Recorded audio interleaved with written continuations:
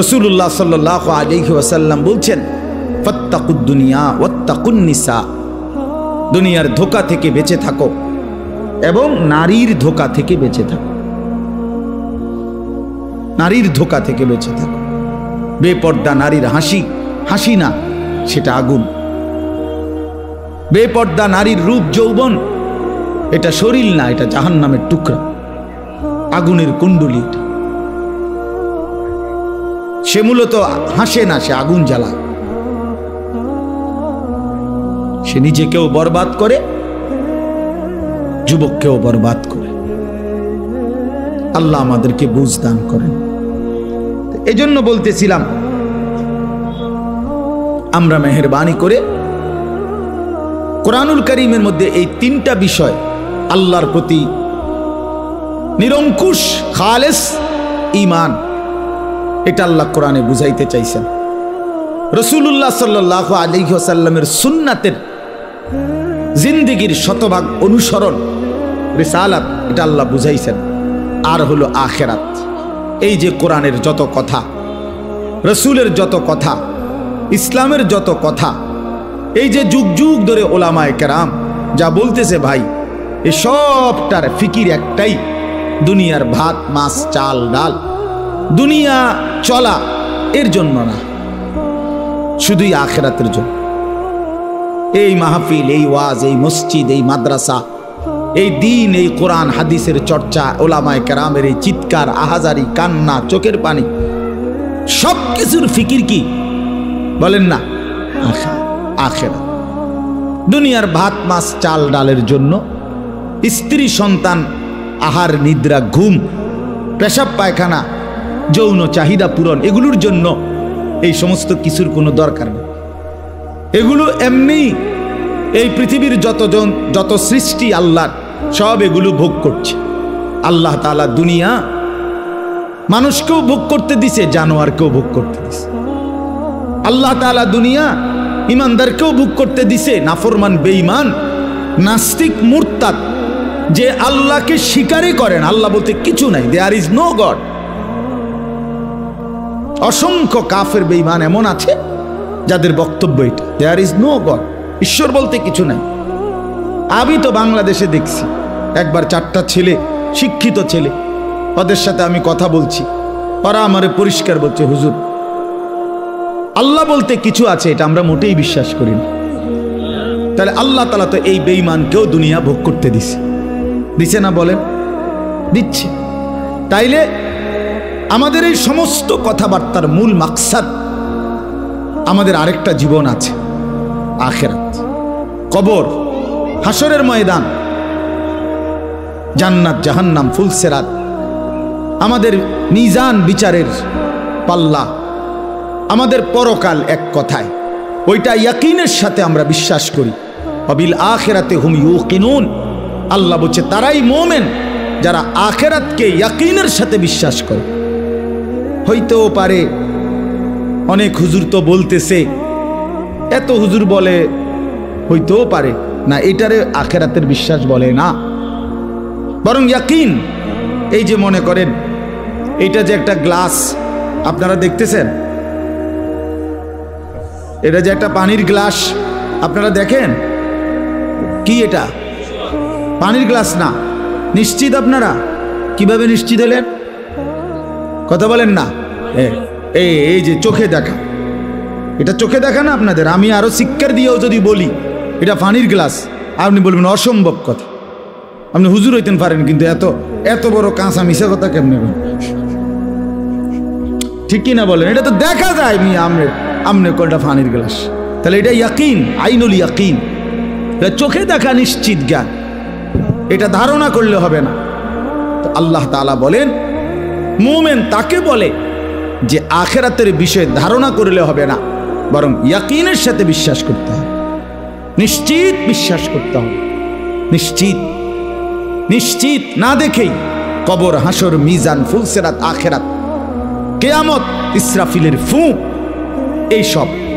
এই জন্য বাপ, আমি আপনাদের কাছে বুঝাইতে চাই, এই কথাইটা যদি কারো দিলের মধ্যে বসে, আমি একদিন মরে যাব, আমারে কবরে যাইতে হবে, কবর থেকে একদিন আমাকে হাসরের ময়দানে বিচারের জন্য দাঁড় করানো হবে। আর সেই বিচারের ময়দানে আমার পুরা জিন্দেগির আমল নামা লিখিত কপি ফাইল আমার হাতে দেয়া হবে। সেই আমল নামা নিয়ে আমাকে দুইটা কাজ করতে হবে। একটা হলো মহান আল্লাহ পাক রব্বুল আলামিনের সামনে সরাসরি হিসাব দেওয়ার জন্য দাঁড়াইতে হবে। আরেকটা হলো মিজানের পাল্লায় ওজনের জন্য আমার আমল নামা দিতে হবে। এরপরে আমাকে ফুলসেরাত পার হইতে হবে। এরপরে আমাকে অনন্তকালের চূড়ান্ত গন্তব্য জান্নাত কিংবা জাহান্নামে পৌঁছতে হবে। এই এতটুকু স্টেজ, মৃত্যু, কবর, হাসরের ময়দান, আমল নামা হাতে নেওয়া, আল্লাহ পাকের মুখোমুখি হওয়া, মিজানের পাল্লায় ওজনের জন্য দেওয়া, ফুলসেরাত পার হওয়া, অতঃপর জান্নাত বা জাহান্নামে পৌঁছা, এই বিষয়গুলো এক সেকেন্ডের জন্য, একদিনের জন্য আল্লাহর কসম মোমেন ভুলে গেলে তার জিন্দেগি বরবাদ। একদিনও ভুলা যাবে না, একদিনও, প্রতিদিন মনে রাখতে হবে। কোরআনুল কারীম আল্লাহ বলেন, ইয়া আইয়ুহাল্লাযীনা আমানুত্তাকুল্লাহ ওয়াল তানজুর নাফসুম মা কদ্দামাত লিগাদ। হে ঈমানদার, সর্বদা আল্লাহকে ভয় করো আর প্রতিদিন হিসাব করো, লক্ষ্য করো আজকে তুমি আগামী কালকের আখিরাতের জন্য কি পাঠিয়েছ। আজকে হিসাব। ব্যাংকের কর্মকর্তা প্রতিদিন হিসাব মিলায়। 4টা বাজে যদিও ব্যাংকে গ্রাহকের সাথে লেনদেন বন্ধ হয়ে যায়, কিন্তু ব্যাংক কর্মকর্তা, ব্যাংকে যারা চাকরি করে তারা কিন্তু কারেক্ট 4টায় বাইর হয়ে না। তারা এরপরে 1 ঘন্টা, 2 ঘন্টা, 3 ঘন্টা যার যেটুকু লাগে সে ক্রেডিট ডেবিট মিলাইয়া, মানে আয় ব্যয় মিলাইয়া এরপরে বাইর হইতে হয়। এটাই নিয়ম। আজকের হিসাব মিলাই দিয়ে যাইতে হবে তাকে। তো আল্লাহ তাআলা বলে, বান্দা আজকের হিসাব মিলাও, আজকের হিসাব মিলাও, আগামীকাল নাও মিলতে পারে। ওমা তাদরি নাফসুম মাজা তাকসিবু গাদান। কেউ জানে না সে আগামীর মুহূর্তে কি করবে। আল্লাহ বলে কেউ জানে না। অতএব আজ মিলাও, আগামীকাল কিয়ামতের জন্য আজ তুমি কি পাঠিয়েছ। ছেলেরা তোমরাও বুঝতে শেখো, নিজেরে ছোট মনে করো না। 16 বছরের একটা বাচ্চা ছেলে, তুমি ছোট না ভাইয়া। 14 বছর ছোট না, 18 বছর ছোট না, তুমি পূর্ণ যুবক। যেদিন থেকে যার গোসল ফরজ হয়, বীর্যপাত হয়, সেদিন থেকেই সে যুবক। সেদিন থেকে প্রতি সেকেন্ড হিসাব, সেদিন থেকে সেকেন্ড হিসাব, প্রতি বিন্দু হিসাব, প্রতি নিঃশ্বাসের হিসাব দিতে হবে। অতএব খামখেয়ালি করে মনে করুন আমি এখনো বাচ্চা মানুষ, আমি তো এখনো চাকরি করি না, আমি তো এখনো বিয়েই করি নাই, আমি তো এখনো একেবারেই অল্প বয়সী। না ভাইয়া, তুমি পূর্ণ বয়সী, তুমি পূর্ণ বয়সী। অতএব তুমি নষ্ট হইও না।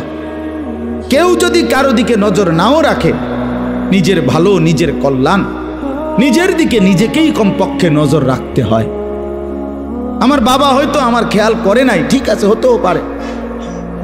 কারো বাবাও তো মাদকাসক্ত হইতে পারে, কারো বাবাও তো চরিত্রহীন হইতে পারে, কারো মাও তো অসৎ হইতে পারে, কিন্তু তারপরে কি এই জন্য নিজেকে নষ্ট করে দেওয়া, নিজেকে বরবাদ করে দেওয়া? এই জন্য আমি অনুরোধ করলাম, আমাদের কথা এতটুকুই, প্রত্যেককেই এটা মনে রাখতে হবে। আমরা হাসলেও মরে যাব, কাঁদলেও মরে যাব, আমরা সুখেও মরে যাব, দুঃখেও মরে যাব। রাজপ্রাসাদের ওই অট্টালিকাতে যে থাকে সেও একদিন মরে যাবে, জীর্ণ কুঠিরে যে থাকে সেও একদিন মরে যাবে। অতএব আমাদের যেরকম মৃত্যু হচ্ছে, এই গোটা সৃষ্টি জগতের একদিন মৃত্যু হবে। এটাকেই বলা হয় কিয়ামত। আর এই কিয়ামতের একাধিক নাম আছে কোরআনে। এর মধ্যে একটা নাম হলো আল কারিয়া। এই যে সূরার মধ্যে আল কারিয়াতু মাল কারিয়া, আল্লাহ তাআলা বলেন আল কারিয়া একটি প্রচণ্ড ধ্বনি, প্রচণ্ড করাঘাত, প্রচণ্ড একটি বিকট আওয়াজ, বিকট একটা শব্দ। এইটাকে আল্লাহ তাআলা বলছেন মাল কারিয়া। সেই বিকট শব্দটা কি? ওমা আদরাকা মাল কারিয়া। নবী আপনি জানেন সেই বিকট শব্দটা কি, কেমন হবে? অর্থাৎ এই বিকট শব্দ বলতে আল্লাহ তাআলা কিয়ামতকে বুঝাইছেন। ইসরাফিলের ফু দিলে জমিনের মধ্যে যেটা শুরু হবে। রাস্তায় চলার পথে কত গাড়িয়ে যায়, ট্রাকের চাক্কা যখন ব্রাস্ট হয় তখন কিন্তু বিকট শব্দ হয়। সবাই বোঝে ট্রাকের চাক্কা ব্রাস্ট হইলে আলাদা বোঝা যায় যে কিসের চাক্কা ব্রাস্ট হয়েছে, ট্রাকের চাই, এটার আওয়াজটা একটু কি বেশি আওয়াজ, বেশি আওয়াজ। এই জন্য আল্লাহ তাআলা বলেন, বন্ধু আপনি জানেন সেই বিকট শব্দটা কি? সেটাই কিয়ামত, সেটাই ইসরাফিলের ফু। একদিন ইসরাফিল ফু দিবে আর গোটা পৃথিবীর মধ্যে ভূমিকম্প শুরু হবে, আর গোটা সৃষ্টি জগৎ একসাথে ভাঙতে শুরু করবে। ভাইবা দেখেন, এক মুহূর্তে ভেবে দেখেন, এই প্যান্ডেলের সবগুলো লাইট ভাঙতেছে, খুঁটিগুলো ঠাস ঠাস করে পড়ে যাচ্ছে, স্টেজটা ভাঙ্গা পড়ে গেছে, প্যান্ডেলের কাপড়গুলো তছনছ করে ছিঁড়ে গেছে। তখন কি পরিমাণ একটা ভয়ানক পরিস্থিতি হবে এটা একটু ভাবেন। আর এবার ভাবেন, সাত আসমান চুরচুর করে ভেঙে যাচ্ছে, কোটি কোটি কোটি কোটি তারকারাজি খসে খসে পড়ছে, সাগর নদীর পানিগুলো টকবগে উৎখাইতেছে, পাহাড়গুলো তুলার মতো উঠতেছে, মাটিগুলো রেজা রেজা পাউডার পাউডার হয়ে গেছে, গোটা কায়নাত ভাঙচুর চলছে। কি হবে তখন?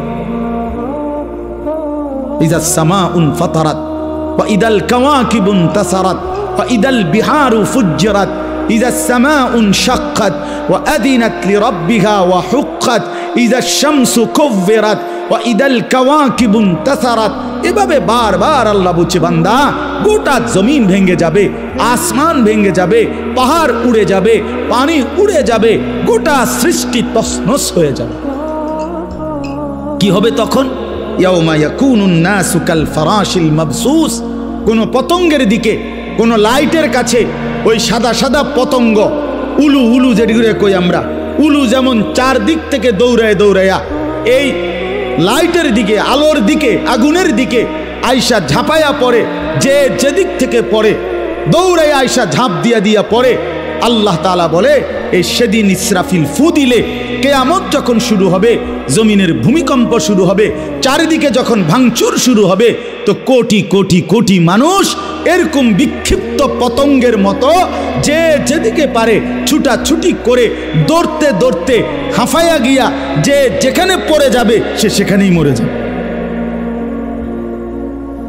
তাকুনুল জিবালু কাল ইহনিল মানফুস।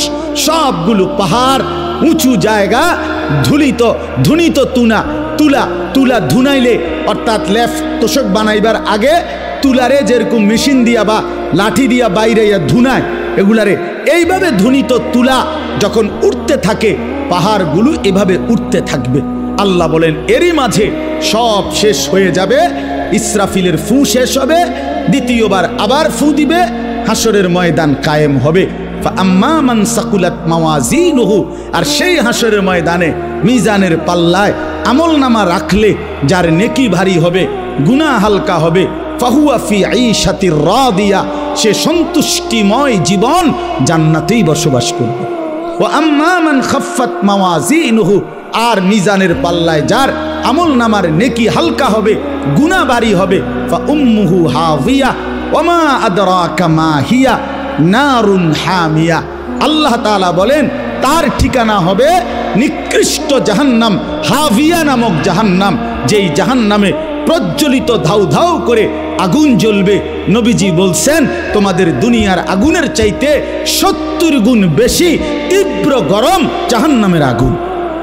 সেই আগুনেই তাকে ফেলে দেওয়া হবে, সেই আগুনেই সে জ্বলে ভস্ম ছাই হয়ে যাবে।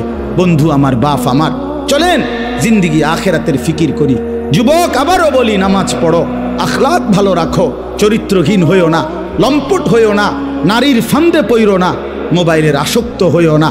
বাবাদেরকে বলি, সুদের লেনদেন, ঘুষের লেনদেন, হারামের লেনদেন ছাড়েন, চা দোকানের আড্ডা ছাড়েন, বিড়ি সিগারেটের বদভ্যাস ছাড়েন, গুনার রাস্তা ছেড়ে দিয়ে শেষ হায়াত আল্লাহর জিকির, কোরআনের তেলাওয়াত, নামাজ রোজা বন্দিগির মধ্যে কাটান। দিনকে ভালোবাসেন, মসজিদকে ভালোবাসেন, মাদ্রাসাকে ভালোবাসেন, কোরআনকে ভালোবাসেন, তালেবে এলেম ওলামায়ে কেরামের সাথেই আজীবন সম্পর্ক রাখেন।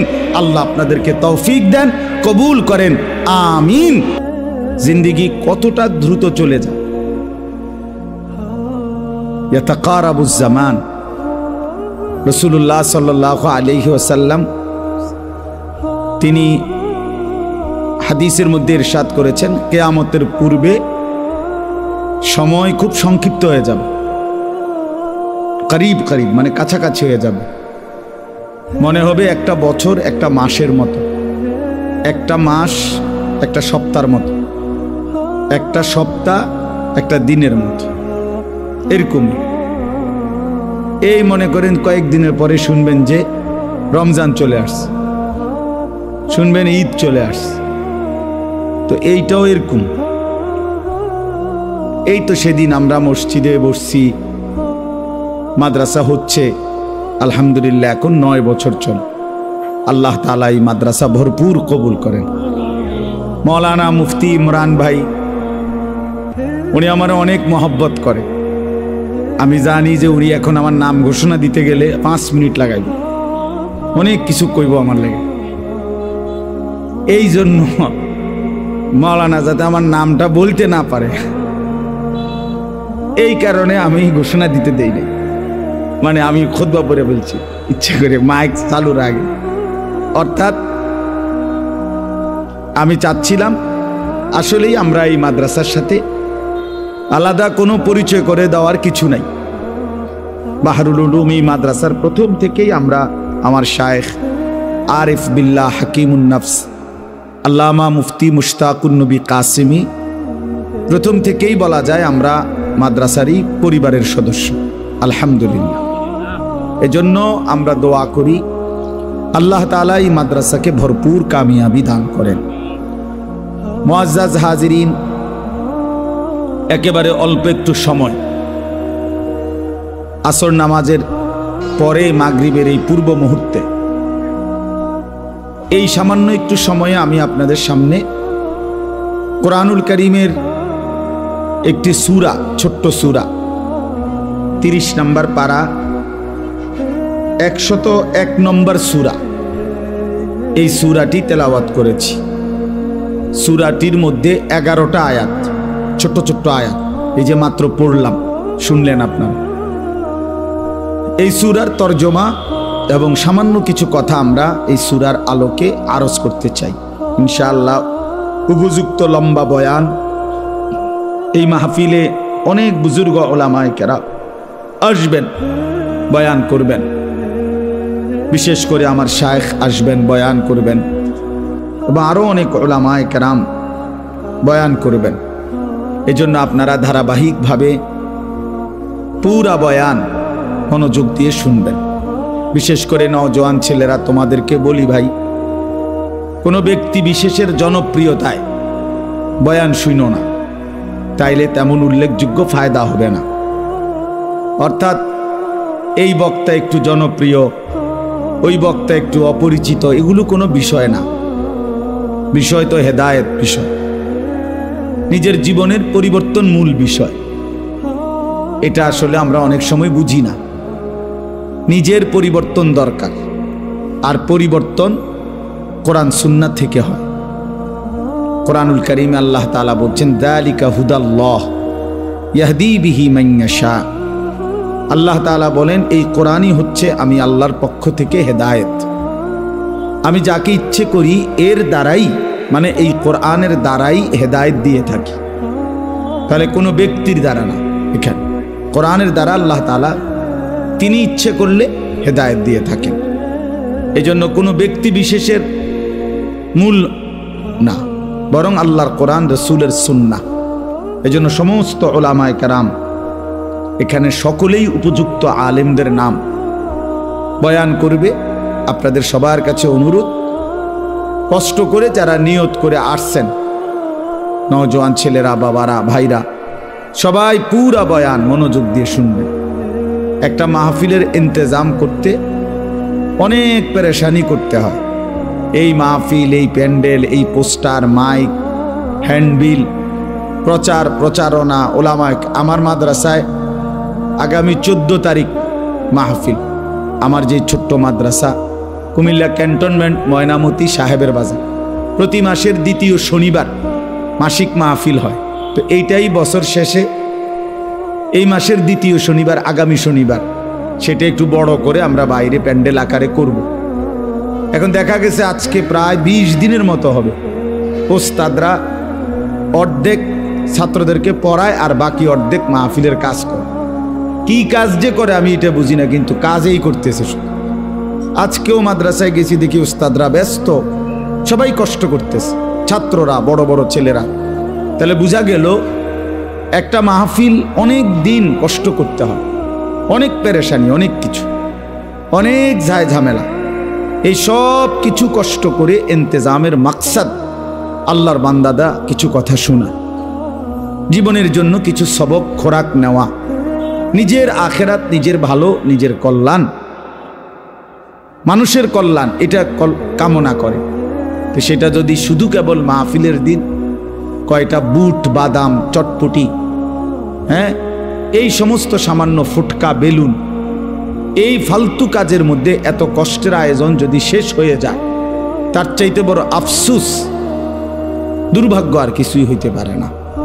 ইদানিং কালে এটা খুব বেশি ভাই, আমার খুব আফসুস মনে হয়। যাহা 2 লাখ 5 লাখ টাকার মাহফিল, কিন্তু কিছু বুট বাদামওয়ালা শেষ করে দেয়, কিছু চটপুটিওয়ালা শেষ করে দেয়। ওরা এই পরিমাণ দোকানপাট বসে, এই পরিমাণ ওরা মুসলমানের বাচ্চাদেরকে আটকায় রাখে, ব্যস্ত রাখে।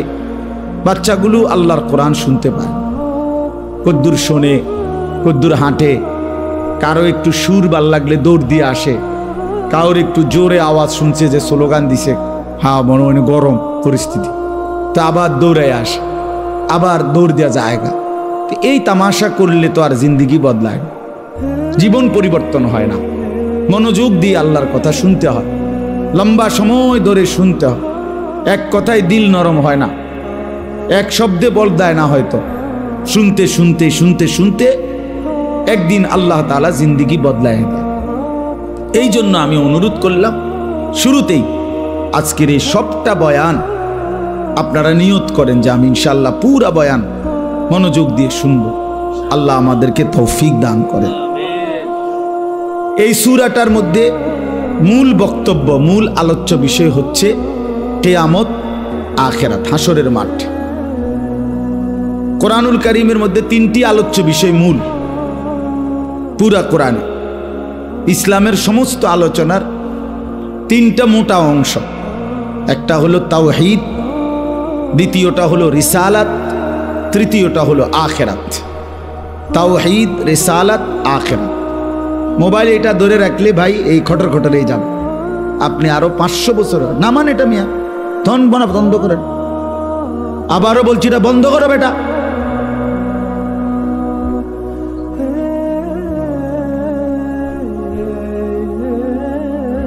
যতক্ষণ মোবাইল হাতে ধরা থাকে অতক্ষণ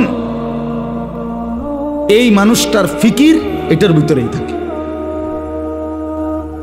এক বিন্দু, একটা শব্দ সে কিছু বোঝে না, একটা লাইন কথা তার নিজের জন্য সে নেয় না। এই অসভ্য মোবাইল তারে এটার মধ্যে বাইধা রাখে। এটা পরীক্ষিত, প্রমাণিত কথা। মানে এটার মধ্যে ঠিকমতো উঠতেছে কিনা, এটার মধ্যে ক্লিয়ার কিনা, এই সারাক্ষণ মানে ইবলিস তারে এইটার মধ্যে নজর করে রাখে। কেন মোবাইলে তো খুব চমৎকার উঠলো, আওয়াজও ক্লিয়ার, রেকর্ডও সুন্দর হইল, কিন্তু আমার নিজের জীবনে কি হইল? আমার ঘরের ফার্নিচার তো খুব সুন্দর, কিন্তু আমার ঘরের সন্তানদের কি অবস্থা, আমার বিবির কি হালাত, আমার টাইলস তো খুব উন্নত, টাইলসওয়ালা আছে খুব, ওই যে লালমাই স্যানিটারিওয়ালা আছে, আমার বাসার অধিকাংশ মালামাল ওনার দোকান থেকেই নেওয়া। তো এই জন্য বললাম টাইলস তো অত্যাধুনিক, স্যানিটারির মালামাল তো খুব অত্যাধুনিক, কিন্তু আমার স্ত্রীর আখলাক, আমার ছেলের আখলাক, আমার মেয়ের আখলাক। খাট তো 1 লাখ টাকা দাম, ছেলে তো সারা রাত ওই খাটে শুয়ে মোবাইলে উলঙ্গ ছবি দেখে। সোফা তো 2 লাখ টাকা দাম, কিন্তু বিবি বাচ্চা তো ওই সোফাতে বসে প্রতিদিন টেলিভিশনে নাচ গান নর্তকীর ছবি দেখে। তো এই অর্জনটা কি? জীবনের অর্জন কি তাইলে? খাট না মানুষ? এক মানুষের জিন্দেগির সফলতা ফার্নিচার না সন্তান, স্ত্রী সন্তানের উত্তম জিন্দেগি? বলেন, বুঝেন নাই আমার কথা? কামিয়াবি কোনটা? তাইলে আজ আমরা বুঝছি খাট পালং আর সোফা ফার্নিচার, ইট বালু আর সিমেন্ট, বিল্ডিং আর দালান, এটা যত সুন্দর করা যায়, যত অত্যাধুনিক, যত মজবুত, কিন্তু স্ত্রী সন্তানের আখলাক একেবারে পচে যাক, নিকৃষ্ট হয়ে যাক, এই নিয়ে কোনো মাথা ব্যথা। লোকটা ঘরের বাড়িঘরের সব কিছু দামি, সব উন্নত, সব মজবুত, কিন্তু পরিবারের মানুষগুলো চূড়ান্ত নাফরমান। ছেলেটা কোনোদিন ফজরের নামাজ পড়ে না, মেয়েটা কোনোদিন পর্দা করে না, স্ত্রী কোনোদিন পর্দা করে না, ঘরে প্রতিদিন নাচ গান নাটক সিনেমা চলে, আয় রোজগার সব সুদের টাকা, ঘুষের টাকা, কিস্তির টাকা, লোনের টাকা, হারামের টাকা। তো এ কি অর্জন হইল ভাই? খাটে না অর্জন হইল? মানুষ কই? আখলাক কই? আখিরাত কই? কবর কই? রাসূলুল্লাহ সাল্লাল্লাহু আলাইহি ওয়াসাল্লাম বলছেন, ইয়াকুলু ইবনু আদামা মালি ওয়া মালি। নবীজি বলেন, হায় বনি আদম সারাক্ষণ কেবল বলে আমার মাল, আমার মাল, এটা আমার গাড়ি, এই 10 শতক আমার জন্য, এই যে ঘরটা এটা আমার, এটা আমার, এটা আমার, আমার মাল, আমার মাল, আমার মাল। রাসূলুল্লাহ সাল্লাল্লাহু আলাইহি ওয়াসাল্লাম বলেন, ওয়াহাল্লাকা ইয়া ইবনা আদম মিন মালিক।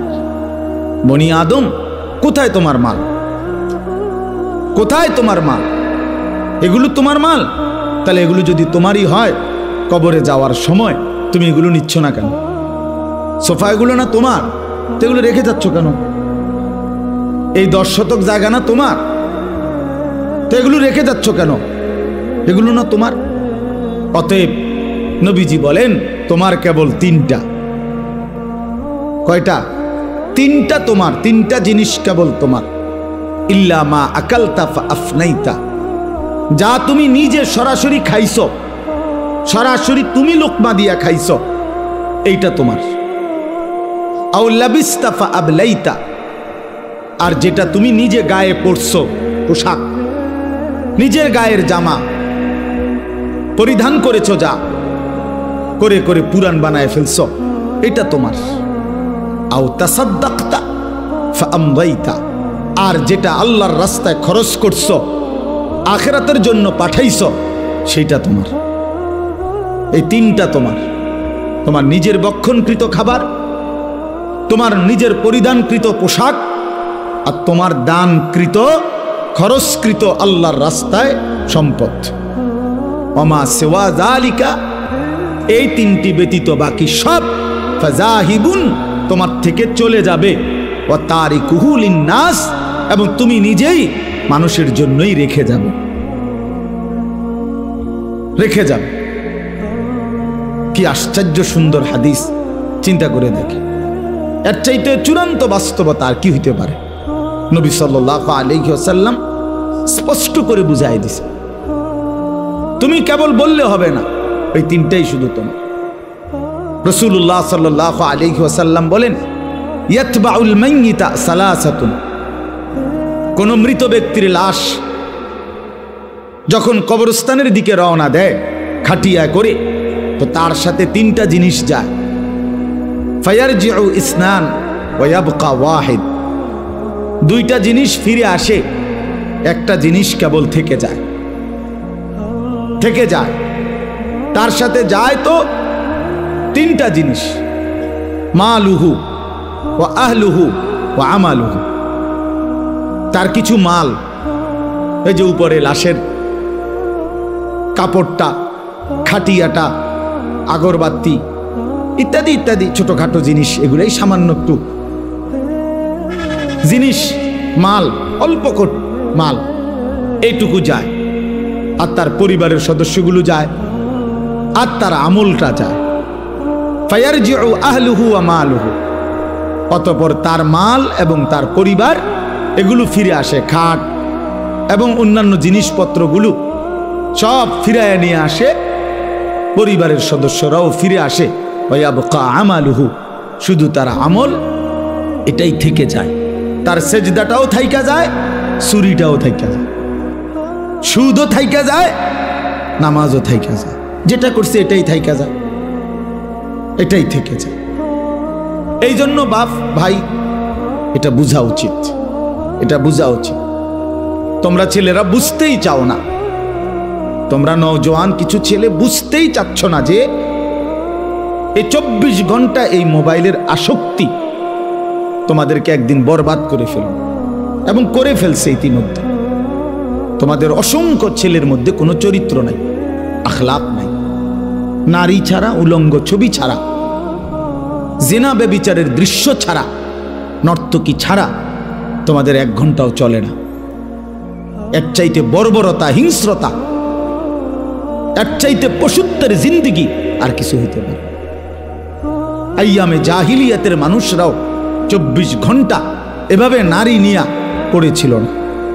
যখন ছিল জাহিলি যুগ, অজ্ঞতার যুগ, যখন নারী পানির মতো ছিল, যখন নারীর কোনো সামান্য মর্যাদা ছিল না, নারী ভোগের পণ্য ছিল, তখনও তারা, আমি নিজে পড়ছি পৃথিবীর ইতিহাসে ইসলাম পূর্ব যুগে ইরানে একটা মতবাদ ছিল 3 জিনিসে সবার অধিকার, কারো একক অধিকার নাই।